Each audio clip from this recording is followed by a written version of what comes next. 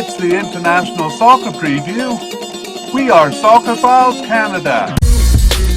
Welcome to Series 31, looking at the groups and teams of the 2025 African Cup. This episode is looking at Group B, Egypt, South Africa, Angola, and Zimbabwe. Here we go! It's the International Soccer Preview by Soccerphiles Canada, Series 31. I'm Kevin. And I'm Connor. And today we are looking at Group B for the 2025 African Cup Tournament. This group is made up of Egypt, South Africa, Angola, and Zimbabwe. Yeah, and just a note on where we're at in our media casts. After previewing the preliminary stage for World Cup qualifying for the Asian region, we decided it was too much to attempt to preview all the qualification areas. So now we're just restricting ourselves to the tournaments themselves. Last summer, we previewed the groups, teams, and players for the 2025 CONCACAF Gold Cup. We also did a media cast introducing ourselves. It covers some of the priorities and quirks of what we do. It also has a quiz, which is still live. Winners will get a mention on the media cast covering the team of their choice. Yeah, that's right. And after this African Cup, we're going to tackle the massive 48-team World Cup in the summer of 2026. So stay tuned for previews of that starting in the springtime of 2026. Yes, but here, let's look at the three sections of this media cast in outline. Okay, well, in part one, we're going to introduce the teams in the group, and we'll give the location, population, a bit of demographic information there. For part two, we'll do an overview of each team's history and recent form, looking particularly at regional tournaments. Yes, and in part three, we will do a comparison of the teams in terms of their rankings, their head-to-head, and their chances. And we're going to end with a discussion of their prospects and our predictions. So, before we begin, Connor, do you have something that'll help me to get into this group? Yeah, I was looking at the teams here, and actually this group contains three teams that reached the knockout stage at the last tournament. So I guess we can discuss if this is a heavyweight group and if we think the teams will do as well this year. Okay, that sounds great. Let us begin by jumping into part one. We'll take a look at the countries involved here, beginning with Egypt. Yes, Egypt. So this is a large country in Northeast Africa, the only African country that shares a land border with Asia. Egypt has a population of 114 million. That's the third biggest in Africa. And Cairo actually is by some measure the largest city in Africa at 23 million. And Egypt's nickname is the Pharaohs. The Pharaohs. And you've been to Cairo, right? I have, yeah. How was it? It's great. Beautiful city. Right. And big. Yeah, bigger than some African countries. Yeah. Okay, let's move on to the second country here, South Africa.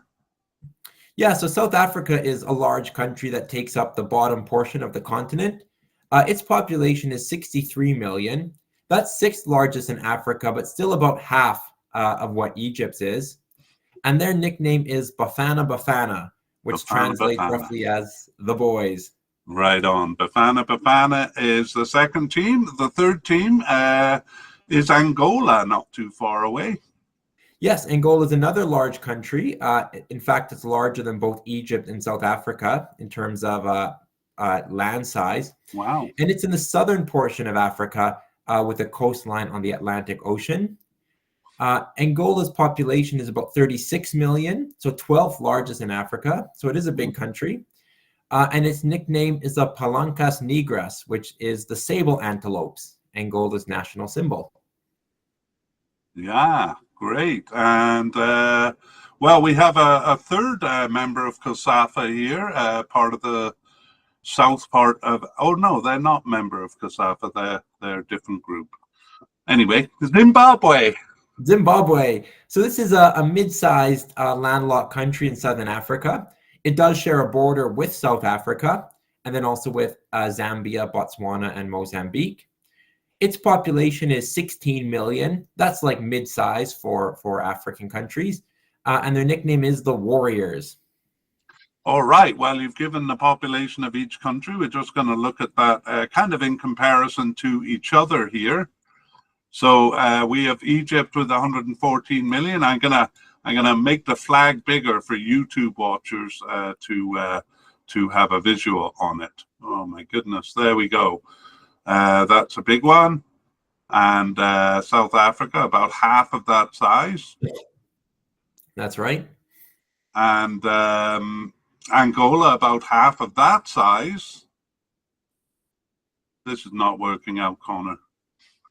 We'll just leave Angola the way it is. And Zimbabwe, smaller than, that's also about half the size of Angola. So a little mathematical there. Yes, I'm noticing that now. Yeah, there we have it. A very funnel shape there. All right, I've had my fun and we're ready to move on to part two, our look at the teams. And I just want to say, if people are looking at the graphic for YouTube here, I know there's a lot of information on this kind of overview screen. And really what I urge you to look for there is just the colors. So basically red means they didn't qualify. Gray means they withdrew or didn't enter. Blue means basically group stage, and green means they went beyond the group stage. So we will be looking at this in more detail. So this is just an overview. So we're beginning with Egypt, and we're going to start with their overview of tournament participations and major achievements. Yeah, so Egypt is the oldest team in Africa, playing their first international game in 1920. And they have the honor of being the first African team to qualify for the World Cup in 1934. Withdrawing from most cups until 1974, they completed qualification only once during that time in 1954. From 1974, they participated consistently. It stands to reason that they were also involved in the first African Cup in 1957, and they are in fact one of the 4 founding members of CAF. They did withdraw twice in a row in 1965 and 1968, as well as once in 1982. Yeah, and in terms of achievement, Egypt have reached the World Cup 4 times. That includes the 2026 edition here. But they have never passed the group stage. They've come close and fallen just short of qualifying for the World Cup 4 times besides. And they have won the African Cup 7 times. That's more than any other African team. By comparison, the next most successful team has 5 titles. Now, I'm putting you on the spot, Connor. Who is the next most winning team in Africa? Would it be Nigeria? That's a good guess. I think they have 3. Cameroon might be another guess. Well done. That's it. Right. I actually would have thought Ghana, but you're right. It's Cameroon. Okay, let's go into the history of the World Cup. And now the graphic that we had above is a bit more visible. Yeah, so Egypt reached the second World Cup in 1934. Through one qualifying set with Palestine or Israel, but lost in the first round in a single game with mighty Hungary. The next qualification in 1954 saw only 2 teams from the region participate, them and Israel, and Egypt was placed in a 2-team group with Italy, to whom they lost. They came close in 1978, finishing 1 point behind Tunisia, but otherwise didn't reach the final round of qualification until successfully reaching the Cup in 1990. There they performed well, tying Netherlands and Ireland, although they still finished last in the group. From 1998, they reached the final round every time and came very close in 2010, losing a dramatic playoff with Algeria. They lost in a playoff to Ghana in 2014. It would take until 2018 to reach the Cup again, since 1990, but high hopes turned to angry disappointment as they lost all 3 games. 2022 saw them once again reach a final playoff, but we'll take a closer look at that campaign a bit later on. Right, and do you remember why they were so angry in the 2018 World Cup there? I know they were in probably the easiest group in the tournament. Yeah, Russia and I can't Saudi remember. Arabia and Uruguay, Yes. maybe. Yeah. Yeah, it was because I think you'll recall when I say it. It was because Salah was interested. Mohamed Salah was injured Oh, in a right. Champions League game shortly before the cup, so wasn't available to them. That's right. Right on. So that is an overview of the World Cup. We'll move on to an overview of the Regional Cup, the African Cup there. All right, so their successes in the African Cup is unparalleled, coming in the top four in every cup final. In every cup they reached from 1957 to 1986. They have won it 7 times, including the first 2 in 1957 and 1959, isolated wins in 1986 and 1998, and an impressive 3 in a row in 2006, 2008, and 2010. There are caveats to most of these claims, however. For example, they did fail to reach the cup 5 times from 1957 to 86 due to withdrawal or fail to qualify. 3 of their wins were as hosts, including 2006. And more seriously, apart from wins, they had not reached beyond the quarterfinals from 1988 to 2004. In 2012, their most successful period came to a crashing halt, and a shameful qualification precipitated their worst period, missing 3 cups in a row. It was reminiscent of, though more severe than, their 3 group stage knockouts following the 1986 title. In 2017, they finally returned to the tournament and to form, reaching the final then and again in 2021, though they lost both times. In between, disappointment in 2019 followed their World Cup hopes being dashed in 2018, as they hosted the tournament but were knocked out in the round of 16. So I guess Yeah, a bit so, in yeah, summary, they tend to do either very well or not well at all. yeah, that's it. And the same is true in qualifications where they have some, really commanding or qualifications and some poor ones. In 2012, for example, they finished behind Niger in the group. They've had some really poor ones. Another trivia question for you. Do you remember who knocked them out of the tournament they hosted in 2019? I was looking at this. Was it South Africa? It was South Oh, Africa who they face again here. So they'll be looking for a little revenge there, I'm sure. Let's move on. Before we go to the recent history, we'll just do a kind of a summary of their overall strength. So Egypt's 1934 World Cup appearance is a badge of honor, and the primacy of having the most African Cup titles portrays them as an African power. However, only 3 World Cup appearances and knocked out at the group stage in each is not at the level of teams like Nigeria and Morocco, who have reached the cup more often and gone further in it. There is a strange disparity between their success in the African Cup and in World Cup play, in that there's very little overlap, so they can't be really said to have a truly strong period that covers both tournaments at least. Nevertheless, it's hard to deny the number of top 4 finishes from 1957 to 1986 and that period from 2006 to 2010 of 3 African titles in a row, which did end in coming close to the World Cup, if you remember that famous playoff with Algeria. Do you remember that? I don't recall that one, no. Oh yeah, well, we won't go into detail, but it was a pretty exciting thing. But they did lose out on the World Cup there in 2010. So not all of their history can be viewed as top tier. However, they are always perceived as a top tier team coming into a campaign, and they are expected to reach levels that a top team would reach, which they often do. All right, that's the summary of strength. Unless you have something to add there, we can move on to the recent history. Yeah, let's move on. Okay, well, we're going to look at the last 2 tournaments for each of the major competitions there. So that begins with the World Cup in 2022. How did they do? Yeah, so they received a bye in round 1 of 3, which is just a preliminary round. They went undefeated in the main round of qualifying, though they did give up away draws to Gabon and Angola. But they nevertheless finished well ahead of Gabon and Libya, who were tied for second, as the teams below kind of scrapped among themselves. So it was a comfortable first place finish in round 2 of 3. Round 3 of 3 saw them in a rematch of a recent African Cup final. They were paired with Senegal, but the result was the same, a loss on penalties. So agony at the hands of Senegal twice.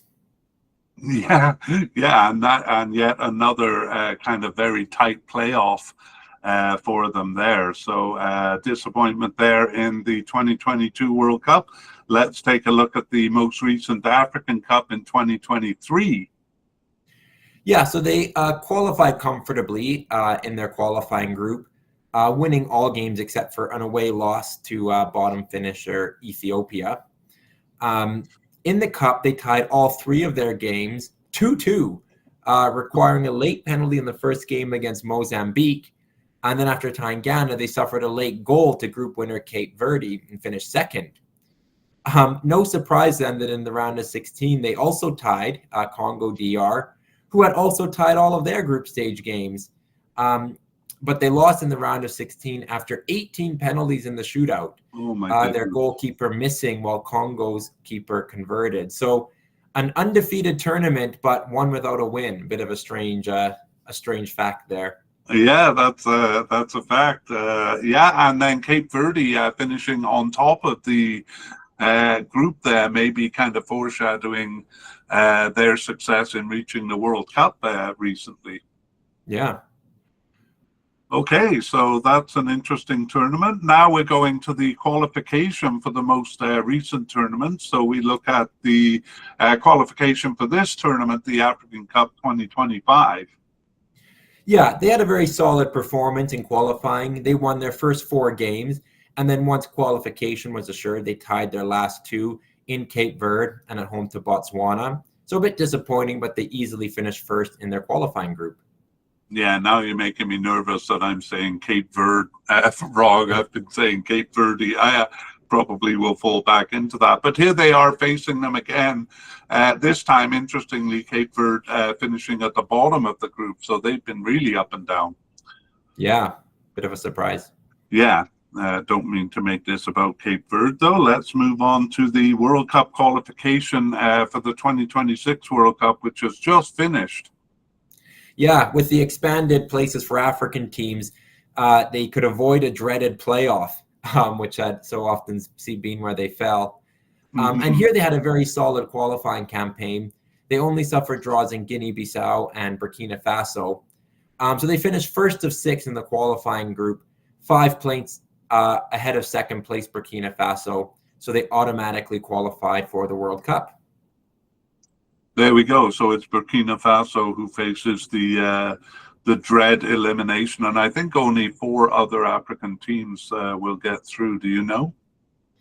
Yeah, I think only one gets to the intercontinental spot, but it's not all second place finishers got to that playoff. Right, that's true. Okay, so I said in the earlier in the history that Egypt has had some very weak qualifications. Especially some qualifications where they were really poor on the road, but they really seem to have rectified that and are showing pretty good consistency over the last few campaigns. Yeah, no, I totally agree with that. Being very consistent. Yeah, so maybe that'll come up in the discussion in part 3, but for now we move on to South Africa. We begin with a broad overview of their participation and achievements.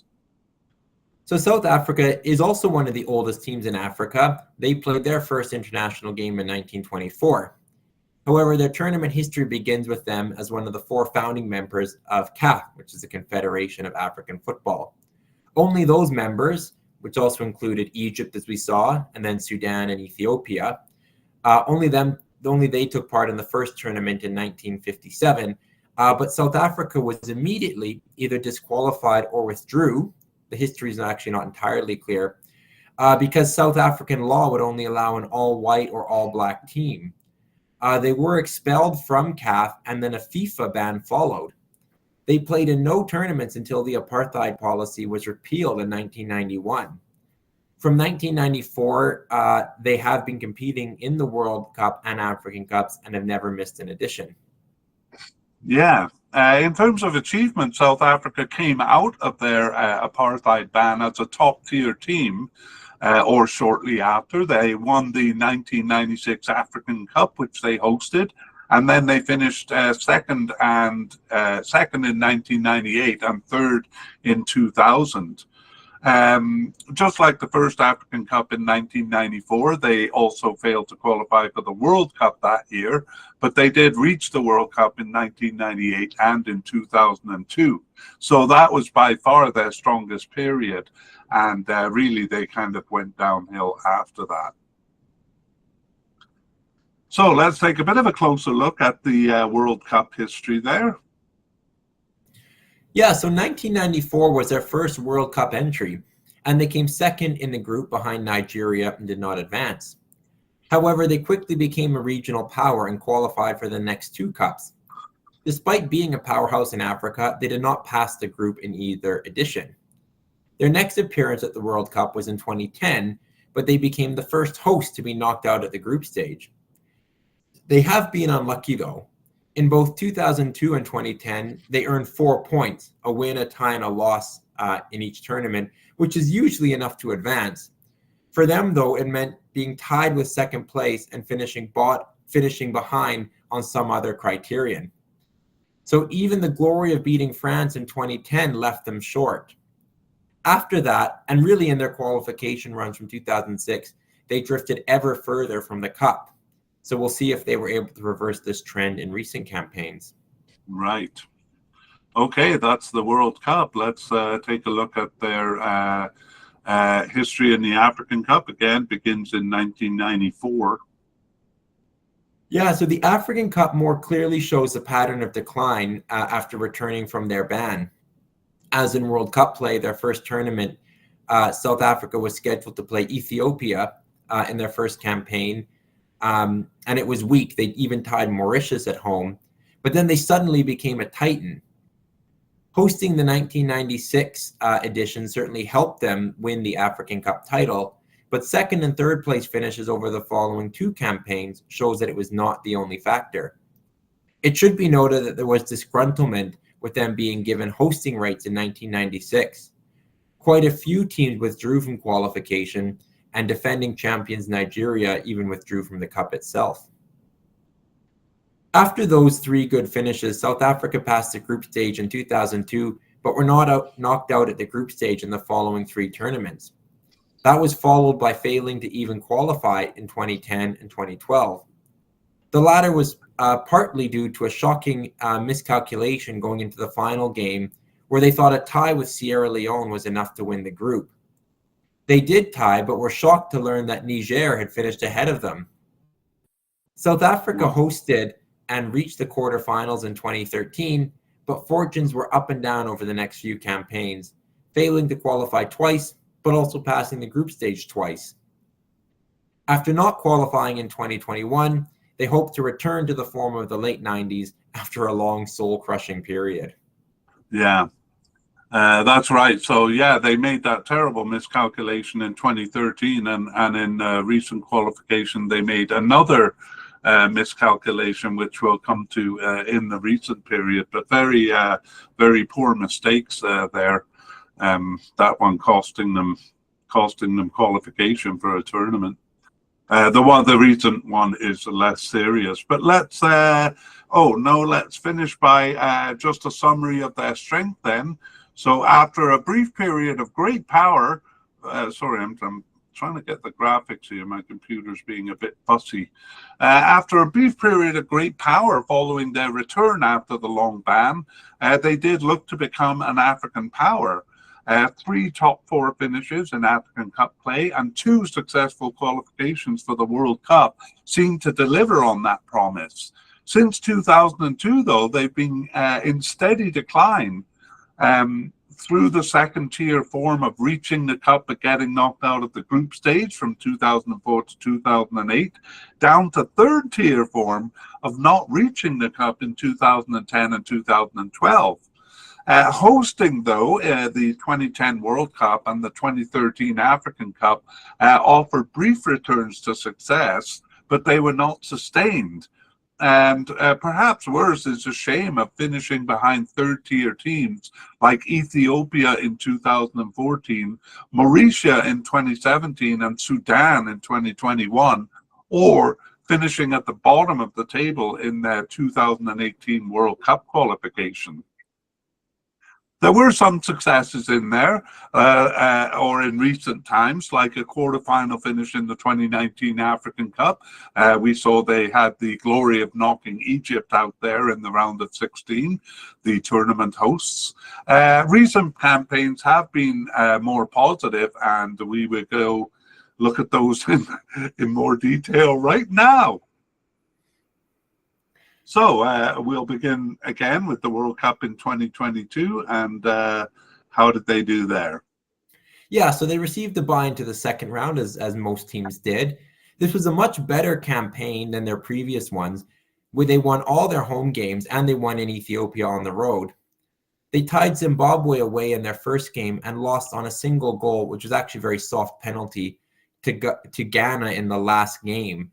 And that allowed Ghana to leapfrog into first. Both South Africa and Ghana were tied on points and goal difference, but the West Africans finished ahead on goals scored. South Africa was livid about the penalty decision at the 31st minute in the final game. And because of other refereeing decisions, they went as far as calling it match fixing and demanded the game be replayed. But the matter was never really investigated, and they finished second in round 2 of 3. Yeah. Well, we mentioned that calculation mistake they made in 2013. They wanted investigation. Excuse me. They wanted an investigation into that too, because they claimed they had been misformed. I remember talking about it with you. I think we even maybe watched some highlights of the game. Do you remember? I do remember, and I've seen the penalty in it, and it was soft. But I mean, for them to order the game to be replayed, which is what they were hoping for, was, I think, always going to be a long shot, because poor refereeing decisions happen kind of all the time. Yeah, I always go back to German goalkeeper Oliver Kahn's comments during the 2002 World Cup, when he was responding to complaints Italy had about winning over South Korea. And he said, like, if you're complaining about one or two referee's decision, you know, you should be winning the game by several goals. It shouldn't matter. And if it is coming down to a couple of refereeing decisions, you weren't very convincing. Yeah. Anyway, I'm sure Italians will not agree with that, but yeah, I come to that in a few of those kind of discussions there. Anyway, moving on, we have the African Cup in 2023 there, so let's take a look at their performance there. Yeah, so in qualifying, they exchanged home wins with Morocco and would have challenged them at the top, but for giving up a late tying goal at home to Liberia. So they finished second in their qualifying group. Local rivals Zimbabwe were disqualified. Nevertheless, they got to the cup, and once there, they lost their opener to Mali, but beat Namibia and tied Tunisia to finish second in the group stage. They beat Morocco in the round of 16, then went to penalties in the remaining 3 games, beating Cape Verde, losing to Nigeria in the semifinals, and then beating Congo DR in the shootouts to take 3rd place in the tournament. So a very good tournament for South Africa, and, you know, maybe suggest a return to former glories. Yeah, three penalty shootouts there for them, but I don't know if you remember the end of the game against Morocco, but that was one of the most thrilling endings, where Morocco got a penalty. South Africa was 1-0 up. Morocco got a penalty and missed it.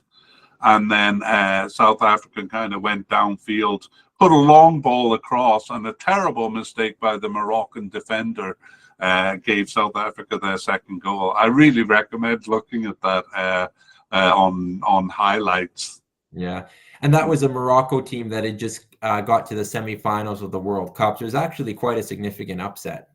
Oh, absolutely. Yeah, definitely. So that was probably their biggest win. So another huge round of 16 win for South Africa there.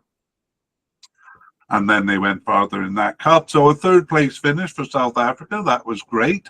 Let's see how they fared in qualifying for this cup. Obviously, they're here, so it went well. Yes, they tied Uganda at home in their opener.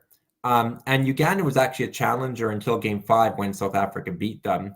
Overall, they showed consistency, otherwise only tying Congo away. And they finished first in their group stage. South Sudan was the other team. So relatively comfortable qualifying for them. Right, and deservingly, Uganda got there too, so we'll meet them in a later group. Okay, and then we have World Cup 2026 qualifying. So did they make it? They did, but this was probably the most entertaining group. It was close down to the end. They were paired with Nigeria, who were the pot one team. South Africa got off to a good winning start against Benin. Then they lost away in Rwanda before kind of putting a couple of wins together, only for some drama against one of those wins, Lesotho. Maybe you want to talk about that. Yeah, that's the other mistake I was referring to. And they actually did beat Lesotho in the game and were in first place afterwards. And that game was in March. Only in September, just before the next set of games, did FIFA announce that they were awarding the game to Lesotho because South Africa had fielded a player who had 2 yellow cards and wasn't eligible to play. So again, a really ghastly administrative mistake that almost cost them here. Yeah, this was a super competitive group, almost a 4-horse race until the end between South Africa, Nigeria, Benin, and Rwanda. So despite getting knocked off first, they managed to tie Nigeria and Zimbabwe, and then secured a win in the final game against Rwanda to finish first by a point and qualify for the World Cup. So quite the campaign. Really, and Nigeria and Benin behind them, tied on 17 with South Africa on 18. It couldn't be much closer. And I think Nigeria was in great danger of not finishing second there. Yeah. A terrible campaign, really, for them until the end, at least. Okay, that is very exciting stuff, and that brings us to the end of South Africa. So we move on to our third team, and we begin with a broad overview of Angola in terms of their participation and achievements. So Angola are late joiners to the fray, playing their first international game in 1977. They participated in their first African Cup in 1982 and their first World Cup campaign in 1986. Their participation has been consistent in the World Cup, but they missed 2 African Cups in 1986 and 1994 by non-entry. Their local group is COSAFA, the Council of Southern African Football Associations. And though we will not delve into that in this history, it will deserve some mention. Yeah. In terms of achievement, Angola's biggest success by far is reaching the 2006 World Cup. As we'll see, that was well above their station, having not come close to it before or since. That was a good period for them, as they followed it up by passing the group stage of the African Cup in 2008 and 2010. So let's take a bit of a closer zoom-in view of the World Cup. Still an overview, though. Yeah, it's only against the background of their overall World Cup record that one can see what an outstanding achievement 2006 was. They were far from reaching the final round of qualification in the early years. In 1998 and 2002, they showed improvement, actually losing just 1 game across the 14 games spanning those 2 campaigns. However, they tied 8 of those games and finished second behind Cameroon in both cases, but never posing a serious threat of taking the single advancing spot. Perhaps that improvement did foreshadow the even stronger campaign in 2006, where they won all at home and suffered only a single loss on the road. They finished tied with Nigeria but advanced ahead of them, having bested them in head-to-head play. They performed respectably in the Cup, tying Mexico and Iran to finish third in the group. While their African Cup play continued to be strong, in World Cup play they went back to their third-tier form of not reaching the final round of qualification. And they finished behind the likes of other third-tier teams, Benin, Uganda, and Libya, for example. Yeah. All right, well, we move to the Regional Cup, or the African Cup overview, and take it away. So their African Cup play shows three periods, the strongest not quite overlapping their World Cup strength, but following up on it. The first was 1996, where they qualified for an African Cup, just expanded to 16 teams. They qualified for that and the next, but fell at the group stage in both. While that led into their good World Cup campaigns from 1998 onwards, they missed 3 African Cups in a row. 2006 saw them reach the first of 5 African Cup qualifications in a row, and quarterfinal finishes in 2008 and 2010. They finished second in the group ahead of Senegal and South Africa in 2008, and topped the group ahead of Algeria and Mali in 2010. So some really good performances. Yeah. But they lost at the first step in the knockout round in both cases. Successful qualification continued in 2012 and 2013, though they fell at the group stage, and then they failed to qualify for the next 2, firmly ending their strong period. However, a third period may be underway given they once again reached 2 African Cups in a row in 2023 and 2025. And we'll look at those more closely in recent history. Yeah, and that will be soon, but we'll just talk about their overall strength. And I'm actually going to mix this in with a bit of their local cup history because I think it's relevant. So to frame their overall strength, we'll look at their local tournament, which we introduced at the beginning, the COSAFA Cup.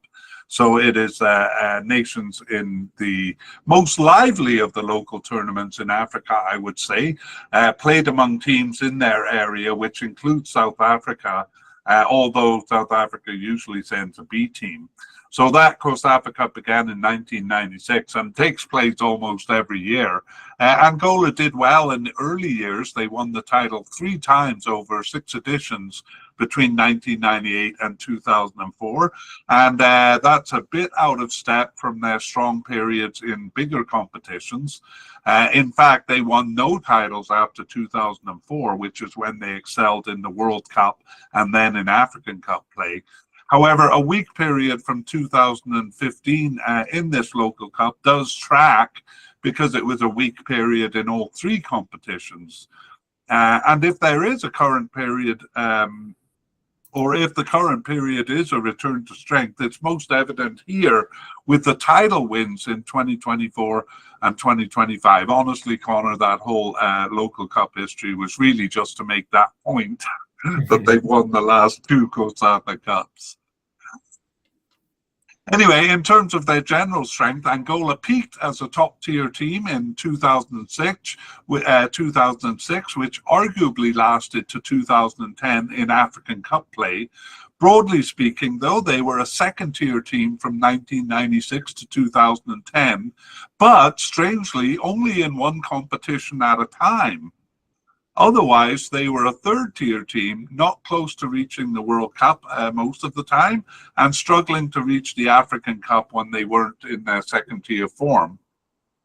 And they weren't even that competitive in the local cup, which from 2010 basically onwards, they were generally a weak third-tier team. But a return to success in the local cup is one of the signs of recent improvement, and we turn our attention to that with our recent view of the bigger competitions. So that takes us to the World Cup in 2022. I don't know if you noticed that as we were going, but they tend to be when they're strong, they're just strong in one competition, not kind of a period of strength across competitions. Yeah, maybe except for that short 2006 to 2010 period, but it wasn't simultaneously, as you mentioned. Yeah. But yeah, for World Cup 2022, they were among the bottom 28 ranked teams in Africa required to play in a preliminary knockout round. They were ranked 122nd at the time and were matched up with Gambia, ranked 161. And they won comfortably, winning home and away. They were reasonably competitive in the main group stage too. They beat Gabon at home and then tied Egypt there and also tied Libya away. But those single points were not enough, and they finished last in the 4-team group stage at round 2 of 3. Yeah, Angola is a team that often get undone by having too many ties in their campaign. Okay, let's go to the 2023 African Cup there. Yeah, so this was a bit of a mixed qualification.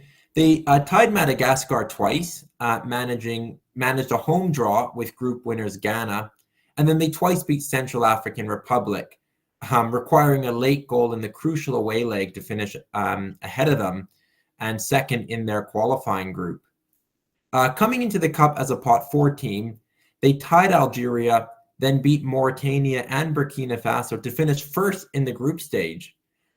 They easily beat Namibia in the round of 16, but fell in the quarterfinals to Nigeria. So a bit of an unexpected performance in the Cup as a Pot 4 team. Oh, absolutely. And just like in 2010, they finished on top of the groups. I think that should serve as a warning to the strong teams here. Yeah, we mentioned Angola, looking as one of those teams, I guess, kind of in our hook that had got out of the group in the last group stage. So yeah, we'll see if they can follow it up this time. But yeah, very impressive. Algeria finished bottom and Angola top, and you would have not have bet on that at the start of the group. Yeah, probably you would have reversed that group order. So that's the reason I'm never really confident about the predictions we make, because things like this happen. I do also want to point out here, Connor, too, the benefit of finishing first in the group. You might say, oh, well, Angola had a really pretty easy round of 16 with Namibia, but that's what you get when you finish first in the group. Generally an easy team in the following round, and then in the quarterfinals it kind of evens out a bit more. Yeah, the win against Namibia, 3-0 was their most comfortable or most decisive win in the tournament. Yeah. So, I mean, you'd say they have 3 quarterfinal finishes in their African Cup history. This one, though, is a little bit better because they did get one step beyond in the final phase there. Yeah. Okay, let's take a look at their African Cup 2025 qualifying campaign. How did they get to this tournament? Yeah, so carrying on from that 2023 African Cup, their excellent form continued. It started with a win in Ghana and they continued to win until they secured qualification. They tied their final 2 games, first with bottom finishers Ghana, that was a surprise, and then tied in Sudan and finished first in the group stage, Niger being the other team. So once again, unexpectedly topping a group. Topping a group and then leaving the top tier team in last place again. They must have some magic powder. Yes, yeah, consider yourself warned. Yeah. Okay, well, we look now at the 2026 World Cup campaign, and goodness, did they make it again? So they came in as a Pot 3 team out of 6, and they didn't perform badly. They tied all their road games, kind of a quirky stat, and they tied a poorly performing Cameroon twice. They only lost to group winner Cape Verde, and then to Pot 4 Libya. Both of those were home losses. So that was a difficult pill to swallow. But too many ties were the reason they finished 4th out of 6 in the qualifying group, 4 points behind 3rd place Libya. So a record of 2 wins, 6 draws, and 2 defeats, but not enough to qualify for the World Cup. Yeah, I look at this, and this is going to be true for Zimbabwe too. You kind of look and see, well, gee, they performed pretty well, and yet they finished 4th of 6 in the group. But that's really the damage that too many ties can do. You only get 1 point, of course. Yeah, their final 2 games were away draws with mighty Cameroon and also with Minos Eswatini. Yeah. So it's they had some good results, but they couldn't capitalize on it, particularly at home. But they'll be kicking themselves for not beating the pot 5 and 6 teams particularly. Yeah, absolutely. Yeah.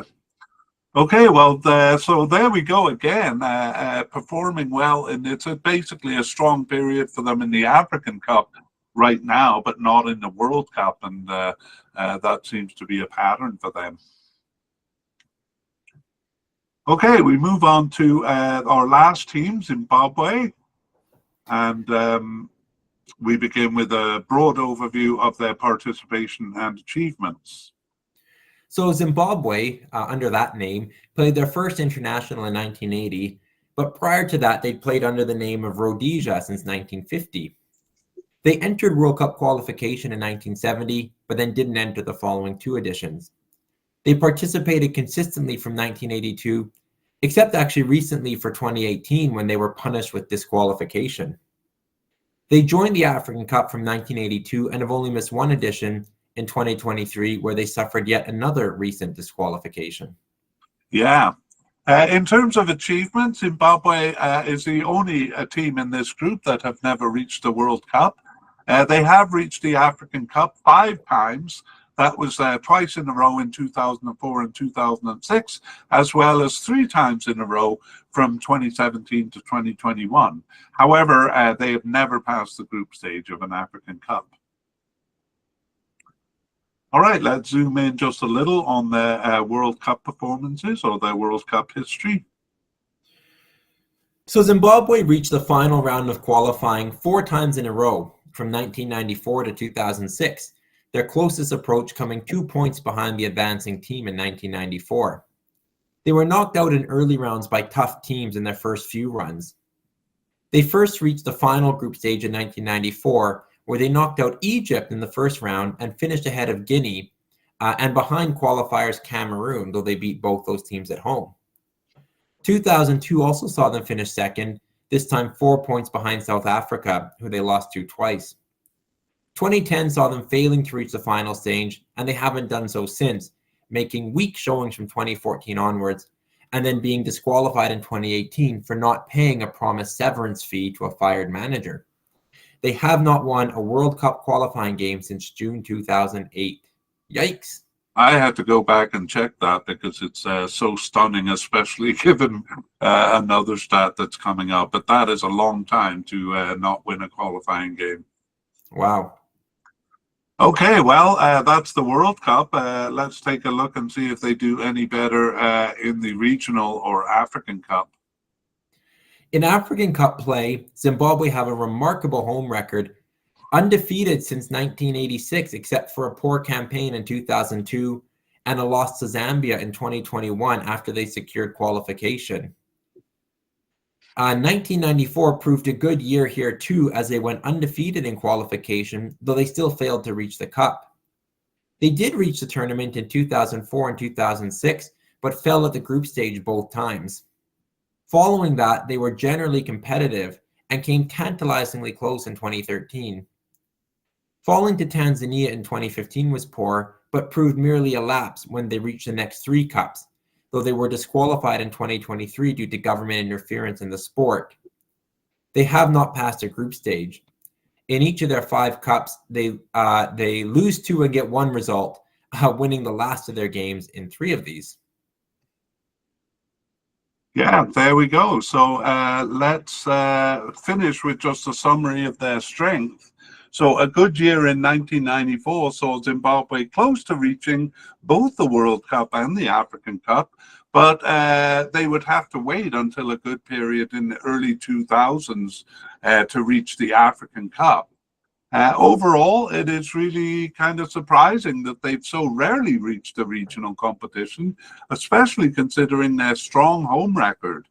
Their away record is not notably bad either.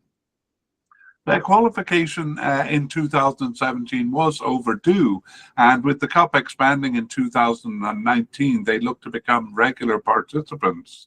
That is better than their World Cup record, where a competitive period lasted from 1994 to 2006, but has been very poor since. It's very difficult to reconcile those, especially the recent qualifications from 2017 onward, with the fact that they haven't won a World Cup qualifier for so many years. That is crazy.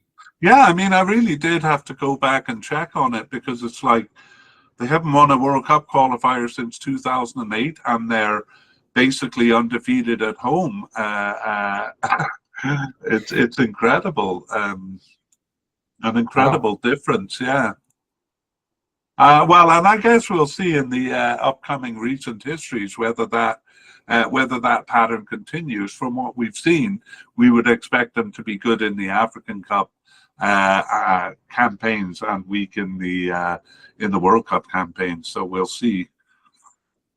For Zimbabwe, we're going to do things a little differently, because they were disqualified in 2023, and because the 2021 campaign actually has some typical features and some atypical features, we're going to take a look for them at the 2021 African Cup. Yeah, so they received a bye in the first round. They came in the third seed, but actually managed to finish second in the group stage, in the 4-team group. They earned only 2 draws at home. That was against top finishers Algeria and bottom finishers Botswana. But they beat Botswana on the road, as well as third place Zambia on the road. So mixed qualification, but they got there. In the tournament, they lost to Senegal and Malawi, but they beat Guinea in the third game, though it was not enough to avoid last place in the group. Right, and that's the qualification there is pretty atypical. They lost a game there. That's only the second African Cup qualification where they've lost a game at home. You can see, though, that they're not a bad road team as far as a lot of African teams go. So a rather odd campaign for qualification there. But the group stage is very typical of them. They tend to lose 2 games and get points in one game, usually in the last game. So that's kind of the pattern of Zimbabwe. So we'll talk about at the end whether you expect to see that pattern here. Meanwhile, let's move on to the 2022 World Cup campaign. And was it weak? Well, they were among the bottom 28 ranked teams to play in the first round, the knockout round. Their FIFA ranking, though, was top among this group at 112, where Somalia was ranked tied at the bottom at 202nd. They nevertheless lost the away leg to a tougher than usual Somalia, but won by a wide enough margin at home to pass that round. Then in qualifying, they tied South Africa at home in their opening game, a result which immediately spoiled South Africa's campaign, but they only earned 1 more point. That was in a home draw with Ethiopia in the last game. They lost both to group winners Ghana, and then the loss in Ethiopia condemned them to a last place finish in the group stage. So in terms of not being able to win a World Cup qualifying game, that held here. Yeah, and again, this the form at home here is not too bad, I guess, but they did lose a game which they don't usually in African Cup. Well, we go to the 2023 African Cup, and we see that they actually were drawn into a group. There were hopes that they would resolve the problem by the time the qualification started, but they didn't, and were disqualified from a group. But it is noteworthy that they were drawn with South Africa once again here. Yeah. Would have been a tough group, though, because Morocco was the top team there. On to qualification for this cup. Again, in African Cup, we would expect good strengths and undefeated at home. Is that what happened? It is indeed, and this is even though they came in as a pot 4 team. That was largely due to their suspension, but a huge disadvantage. Yeah. However, they only lost to Cameroon. That was on the road in their last game. They otherwise beat pot 2 Namibia twice, and they tied Kenya twice to finish second in the group stage, and their impressive home record was kept intact. There we go. Okay, well, if this pattern continues, we'll see a week after World Cup 2026 qualification. Any prediction, Connor? Well, with a larger team, with 6 teams in the group stage, and some weaker teams, I'd assume they would win at least one. Yeah, where would you think then that they're going to finish in this 16 group? I would say third or fourth. Okay, let's take a look. Well, we'll start by saying that Zimbabwe tied half of their games, some good ones, including both legs with Nigeria, but they lost the other 5. That left them last of 6 in the qualifying group, fully 6 points behind Rwanda, who are the 5th place finishers. They had come in as a pot 4 team, but too many ties and 0 wins saw them finish behind both pot 5 Rwanda and pot 6 Lesotho. This was a group topped by South Africa, who they meet here. Yeah, so the group we just looked at, I mean, we saw that it was tight. Even Rwanda kind of in the mix for a while. Zimbabwe never was, though. Again, too many ties. As you started by saying, they tied half their games, which is not that bad, but ties don't really get you far. Yeah. Okay, so they continue to be strong in African Cup play, but not in World Cup play. And that is kind of the tagline for Zimbabwe. We move on to part 3 now, and we look at the teams kind of in comparison to each other. So we're going to start with the pots and rankings, and we'll determine how tough this group is by that measure. Yeah, so from pot 1, Egypt is the 3rd team, so behind just hosts Morocco and Senegal. So that puts them as one of the top 3 ranked teams coming into this African Cup. South Africa came out of 4th out of pot 2, 4th out of 6. Angola were the 2nd top team in pot 3, and Zimbabwe were the 2nd bottom in pot 4. So we see a bit of a gulf there. Yeah, sorry, in the graphic I highlighted the wrong team there. So Zimbabwe coming in as the 2nd weakest team in the tournament here. Let's take a look at their rankings according to FIFA and ELO. Yeah, so Egypt is currently 35th in FIFA, but lower down, 51st in ELO, and that's held actually pretty consistent over the last kind of 3 years. South Africa is 55th in FIFA and 76th in ELO. They've climbed a bit, particularly in FIFA, coming into more of a period of strength, as we've seen over the last couple tournaments. Yeah. Angola is 89th in FIFA and 69th in ELO. And again, they've risen from actually the hundreds or the 120s even over the last 3 years. So again, a team that's kind of showed some recent improvement, a recent rise. And then Zimbabwe comes in as the lowest ranked team, 125th in FIFA and 119th in ELO. And they've kind of been a team below the hundreds for a little while, even though they have got to some African Cups. Right, so we do see actually Angola higher than South Africa in the ELO rankings. That'll be a good talking point. Yeah. We'll save that, though, for a little later. We're going to look at the head-to-head records between those 2 teams and some pretty interesting things here.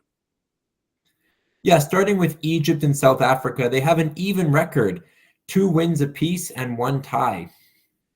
Yeah, so they met in 2012 African Cup qualification there. I just point that out because it was actually Niger that won that group over both of them.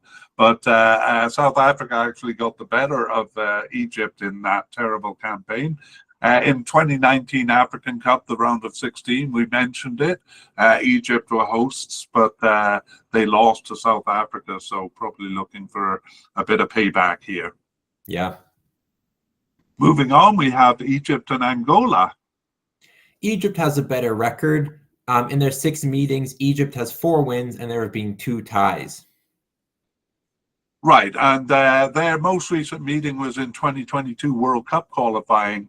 There, Egypt bested Angola, which means that Angola did get a draw there, and actually that draw was in Egypt. So I said earlier that Angola may be a team to look out for, and its results like that may be a bit worrying to the top teams. We move on to Egypt and Zimbabwe. Yeah, Egypt has a dominant record here. They have 5 wins. There are 2 draws and there's 1 win for Zimbabwe. Yeah, and so Zimbabwe have taken some points from Egypt. It would be a bit more exciting if those were in recent times, but actually they were in the last century. So Egypt have won the last 4 meetings there. So Egypt gets a strong nod there. South Africa and Angola. Yeah, they've met 8 times, but Angola has yet to win. South Africa has 5 wins and there are 3 draws. Right, but keeping in mind there that Angola did win the last 2 COSAFA Cups. Those cups are all hosted in South Africa. We said South Africa often sends a B team, but they did beat South Africa in the final in 2025. That'll at least give them a little bit of confidence there. Yeah, we just don't include those COSAFA games in our stats. Yeah, we don't. Yeah, well pointed out there. Next, we have South Africa and Zimbabwe. Yeah, these are 2 neighboring countries. South Africa has a better record, though. It's 4 wins, 2 draws, and 1 defeat. Right. So again, there have been points exchanged between them actually in the 2022 and 2026 World Cup qualifications. They met in both of those, and Zimbabwe got a tie in each of those. So South Africa should take a little warning from that. Yeah. Finally, we have Angola and Zimbabwe, maybe the most interesting of all. It is. They've met a lot. They've met 10 times, and it's an even record with 4 wins apiece and 2 draws as well. Yeah, unfortunately, all of those took place from 2013 or earlier, so we have no recent information on that.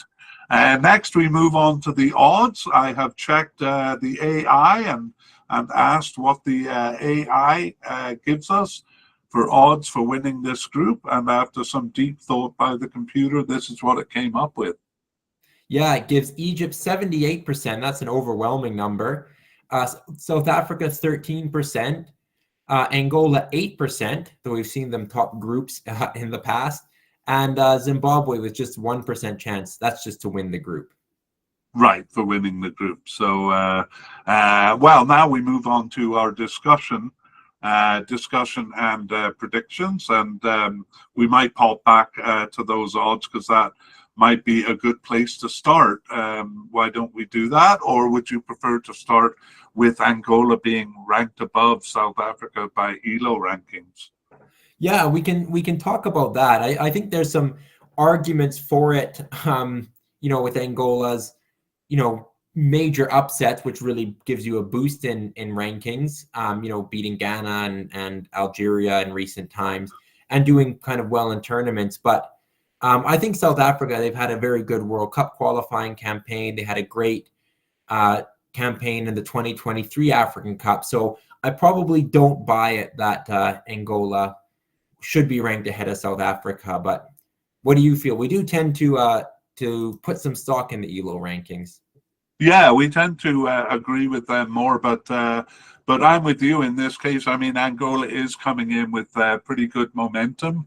But I think South Africa is also coming in with good momentum. So if it was just Angola, I might agree. But South Africa is kind of doing it in both tournaments, whereas Angola is really only doing it in the African Cup recently. Yeah, which as we've seen is kind of part of their history. But yeah, it hasn't really translated in World Cup play. It's just been the African Cup. Yeah. Let's talk about 78% for Egypt, though, because that's a bit of a surprise. Do you agree it's that high? I don't agree it's that high. I do think Egypt is the top team in this group, but I don't think South Africa is that far from challenging them. And we've seen Egypt with some very good campaigns, but we also pointed out in their history, they've had some very poor ones too. I'm not suggesting this could be, they're due for a very poor one, but it's happened. So yeah, I think 78% is too much. Yeah, I agree with you. I mean, when I was looking at Egypt, it seems that somehow, despite the fact that they often reach higher, the kind of end stages of competitions, which in the World Cup would be basically reaching the World Cup. It's often ended in disappointment. Recently, we saw the World Cup qualification playoffs with Algeria and then with Senegal, the final there with Senegal in 2023. I wouldn't call those lapses, but I wouldn't say they're as reliable as a top team should be. On the other hand, though, we did point out that they have been a lot more consistent over the last few campaigns.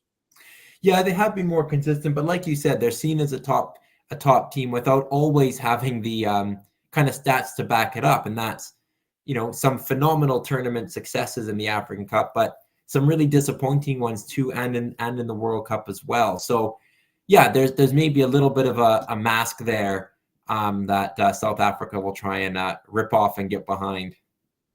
Yeah, I got to ask you, how seriously do you think Egypt and South Africa will take this? I mean, obviously their main focus will be the World Cup, given that both of them are qualified for the.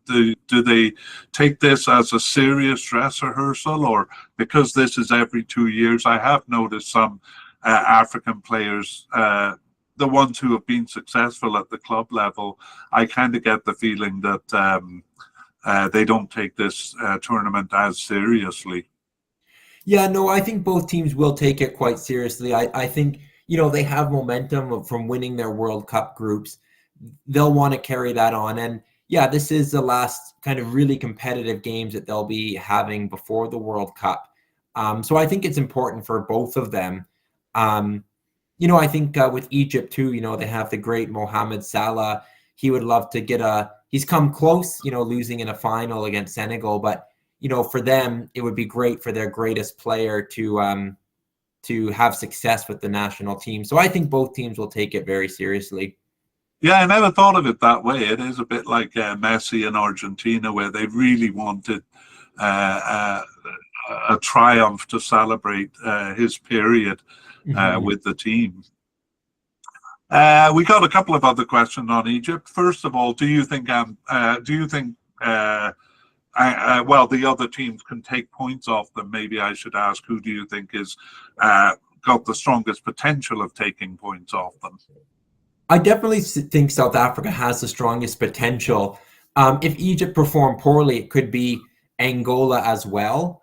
I do think Egypt will beat Zimbabwe. They might be expected to. They'll be the favorites probably in all their games.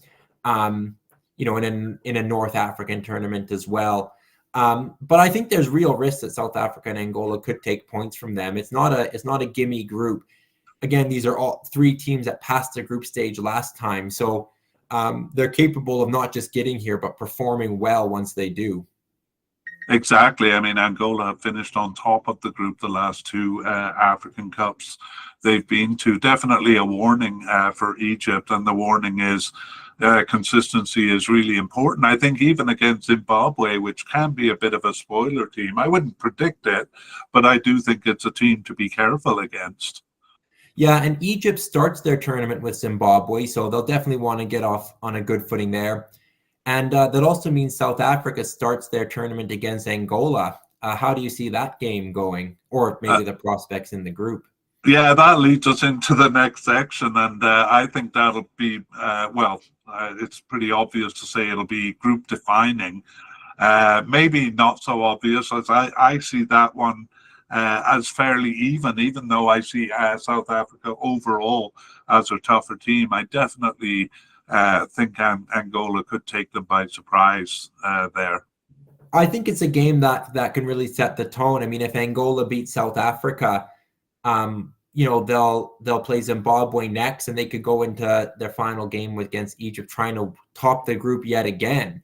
It's a realistic opportunity for them. If they lose, it's an uphill battle. Yeah, I think it's a bit tough to call. I would favor South Africa, but it's hard to write off a team that's performed as well in recent African Cups as Angola has. Yeah, they have some really good players, and I hope that one of them scores a goal so you can see his African lion celebration. I think that I'm scared to say it because no, maybe I'll look it up as we go in here. Anyway, that's South Africa and Angola. I think we do kind of favor South Africa over Angola, where although we wouldn't be surprised if Angola kind of pulled an upset there. How do you see Zimbabwe's chances? I think it's tough. I mean, this will be their 6th tournament. They haven't got past the group stage. This, quite frankly, is a difficult group for them. Their World Cup campaign without winning kind of really shows that they're up against it, especially against the top tier teams. I think this is potentially a group where Zimbabwe, if they get 0 points, it's probably good for the other 3 teams because it means probably all the other 3 are advancing. And I see that as kind of a possible or even a likely outcome from this group. I think we'll see 3 teams advancing, which depends on those teams all beating Zimbabwe. But I think that, could be in the cards. It could be in the cards. I mean, we saw that they were the 2nd weakest team coming into this tournament. Perhaps their ranking, at least in FIFA, is a bit harsh because I think they lost a lot of points while they were suspended, both in 2018 and 2023. So I think they're a slightly stronger team. We saw that they're an odd team. The difference between the African Cup play and World Cup play is odd. Their home record during African Cup play, they're not playing at home here. So does that mean they won't be as convincing? But we did see that they get one result in every tournament they've been in, which is 5 tournaments. So, pick your victim here. I think they could be a spoiler. Yeah. Who do you think they could spoil out of all these teams? If it comes to spoilers, I think Zimbabwe is as likely to do it to Egypt as they are to Angola. I mean, it could be anyone.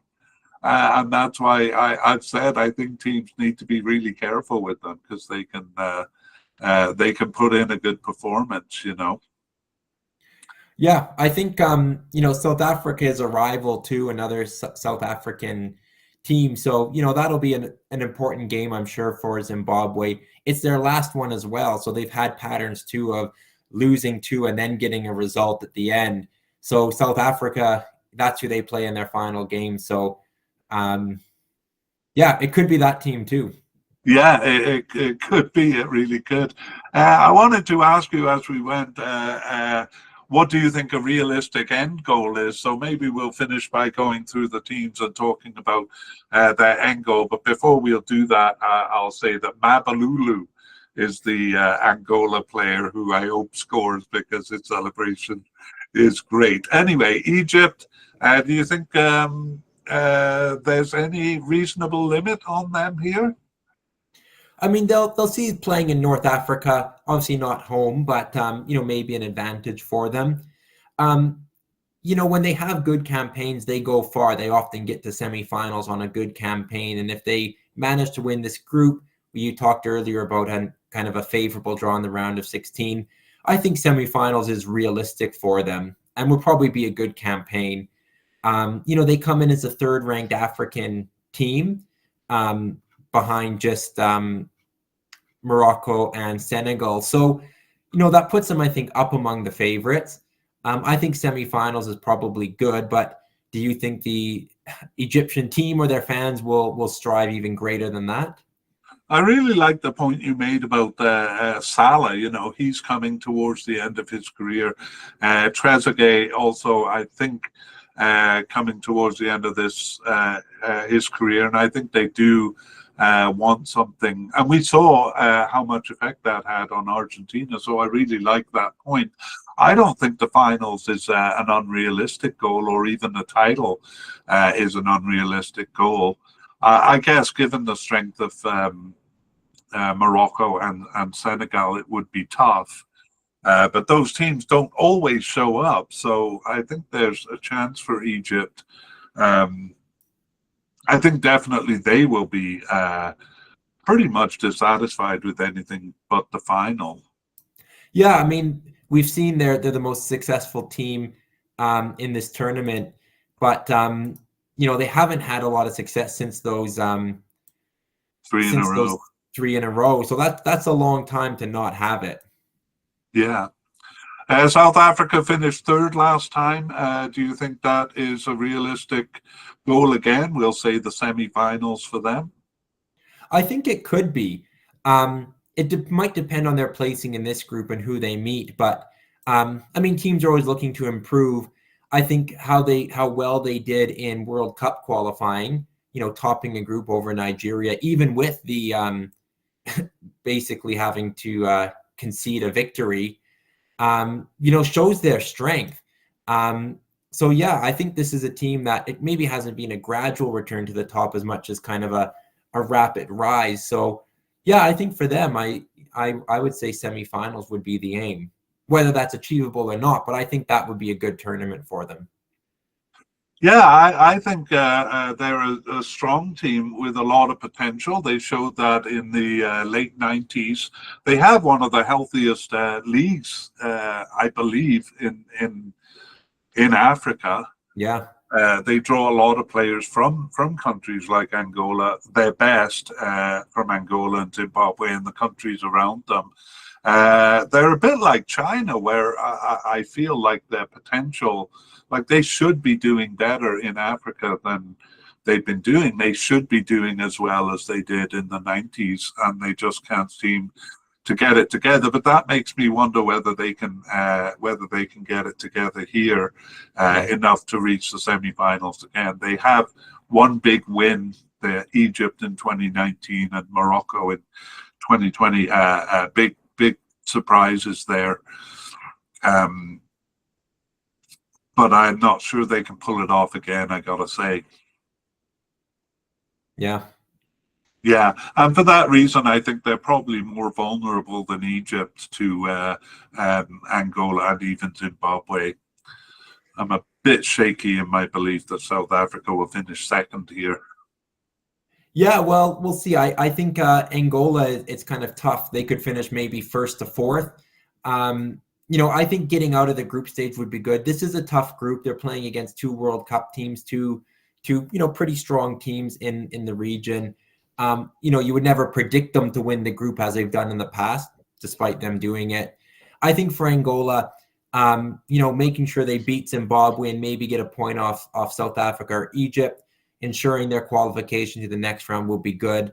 But I don't really see them going much beyond that. It would really depend who they play, but if they qualify as a third or even the second team, it's going to be a difficult match ahead. Yeah, I don't think they're going to qualify in first place again, Angola. And Zimbabwe, do you give them any hope of maybe challenging for third? I don't really in this one. I think they're just up against teams that are pretty good. Angola were pretty, the second best team in pot 3. Zimbabwe, the second weakest team in the tournament. So I'd love to see it. I think it would be entertaining. Maybe I'm more down on them than you are, but I think they'll struggle to maintain their run of getting at least a point in every tournament. I think it could be. I do give them some possibility of earning a spoiler result, and maybe that'll affect the group. But I agree. I don't really think they have a chance of challenging for third. One curious detail I thought when we were talking about South Africa is Lyle Foster. Do you know him? Yeah, he plays for Burnley. Yes, he missed the last African Cup. Apparently, he had some struggle with nervousness or anxiety or something. That was the reason he missed the last African Cup. But I wonder if he'll join this African Cup because I'm sure he'll want to play in the World Cup, and I know he has been playing for South Africa in qualification games. So we've mentioned a couple of players from each team, but that may be a good factor for South Africa. Yeah, for sure. No, that's a good point you make. Yeah.